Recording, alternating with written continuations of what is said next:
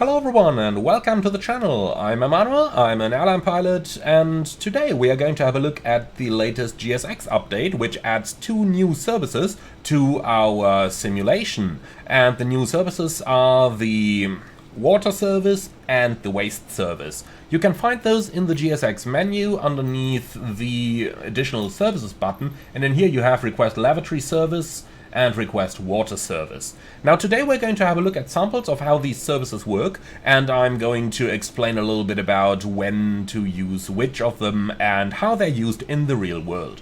So let's start with the two basics. So what is what? The lavatory service basically drains the waste tank inside the aircraft. The water service, on the other hand side, fills fresh water into the aircraft that can be used, for example, for cooking a coffee or for washing your hands, and that is even used to flush the toilet. Yes, that comes out of the same tank, but more on how exactly those system works in a dedicated video that's gonna come probably tomorrow, maybe later today. Okay, so let's go ahead and have a look at how those systems work. So GSX is a somewhat smart tool. It knows that these vehicles wouldn't spawn at the same point where, for example, a crew bus or a passenger bus would spawn. So they spawn at a slightly different dedicated location on the airport. We're going to start with the water service over here, and I have just requested that one. It is going to take a little while until it's going to come. And I think I can see something coming over there, maybe? As mentioned, it does take a little bit of time depending on the airport and depending on where we are. So the water service is actually connected on a dedicated port that you have on the plane. For example, on the A320 we've got the portable water service panel on the left side, and then on the right side we've got the toilet service panel. Now, portable water is uplifted into a tank from which it is then fed to the aircraft systems. Now, the size of those tanks vary per aircraft type, from somewhere around 100 liters on the small regionals up to several hundreds over several tanks in the wide-body aircraft. For example, the A330 takes about 350 liters times 2. Now, water is usually uplifted before the first flight of the day, and as we can see right now, they do take a couple of precautions over here. Right now you can see our ground agent is spraying the area and the probe with a disinfection spray over here, because this is the fresh water. This is what's used for cooking on board, for example cooking your coffee, or for example for the wash basin. Now, GSX has the ability to open the according service panel if the aircraft developer supports that. For example, PMDG supports it on the 777, as we could see in the original trailer from FS Dream Team. Phoenix apparently doesn't support it yet, but knowing Phoenix, I think it's only a matter of time until they actually do. Now, the quantity that's uplifted, as mentioned, depends on the aircraft itself. And the big problem that is associated with this is that if you run out of water, you're not only out of coffee, which is bad enough, but you're also out of lavatories, because you can no longer flush the toilets or because you can no longer wash your hands. So that is somewhat of a problem. So always keep a good eye on your portable water. The problem is that you need to estimate how much water is going to be used per flight. For example, you can easily depart for, let's say, 3 or 4 short sectors, say 4 one-hour sectors in a row, and you will have more than sufficient water available for that. However, if you are flying the longer 4 to 5 hour holiday flights, that is somewhat more a problem, and then you need to carefully consider if you're allowed to uplift water at your destination. So before an airline can allow their crews to request portable water services at an airport, they need to do a quality check on the water services that are being offered there. And this leads to the fact that many airlines don't allow to uplift water in certain places. For example, at my old operator flying mostly European services on the Boeing 737, we were not allowed to uplift any water when we were outside of Europe. So, for example, in Jordan or in Israel, we could not uplift any water because the airline simply did not check the quality of the water offered on those airports. Now, this does not necessarily mean that it is bad quality water, but it simply means that it hasn't been checked. Now, on long-haul operation, this is even more of a factor, because on the long hauls, you often fly to rather remote places, and in my airline we are only allowed to uplift water in very few select outstations. Now, it does happen that you occasionally have to uplift water at an outstation that's not approved as well.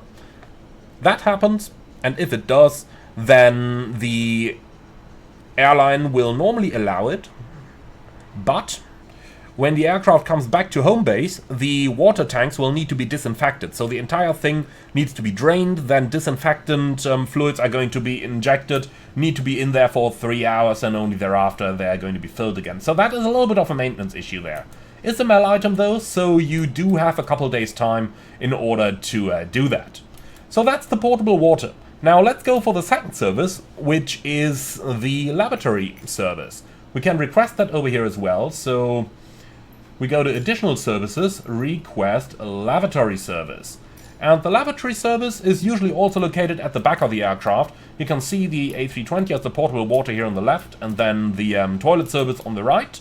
Now, what this does is quite simple. It simply empties the tank in the tank of the toilet. Now, the volume of those tanks varies per aircraft type, again, similar to how the volume of the water tanks varies. However, this is the part where you really don't want to do your walk around while they're doing that. It makes everything smell a little bit bad in the area, just believe me on that part. That's one of the points where you can be happy that you're a flight simmer. Modern computers don't transmit smells. They look good, they sound good, but luckily they don't smell yet.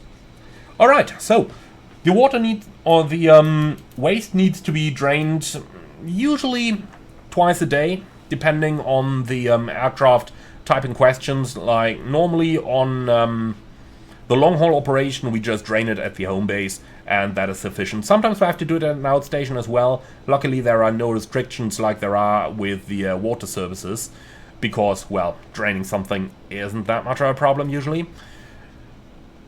If you're operating short-haul flights, then sometimes the aircraft can fly the entire day, 8 sectors or something the likes, and doesn't need draining, but it always depends on the sector.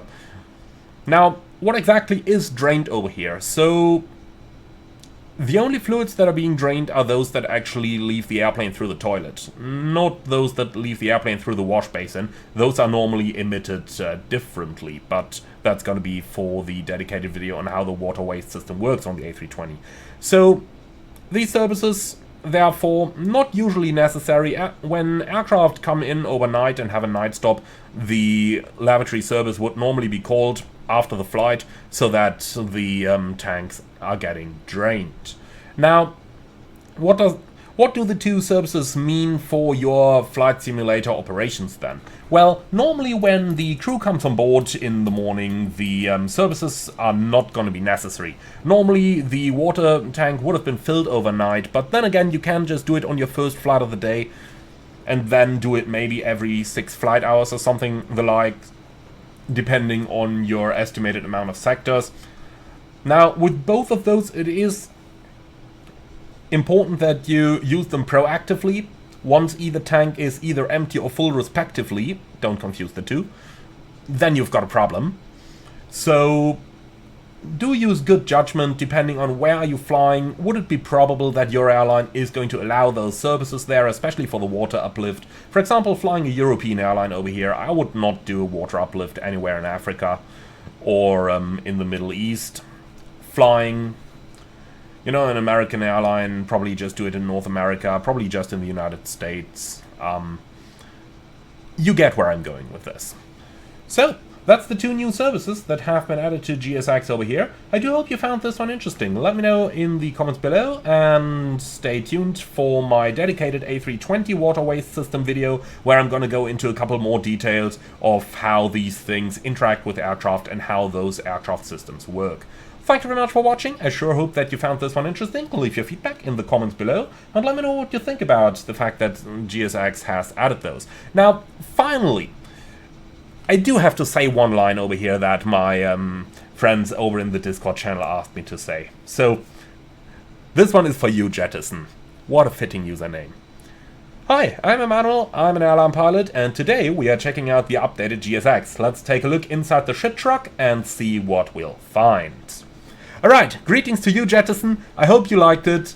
The same goes to everyone else. Be sure to leave your like, comment, and subscribe, and if you really love what I'm doing on this channel, why not make a small donation through the Buy Me Coffee link in the video description below. Thank you for watching, and I see you all again on the next one.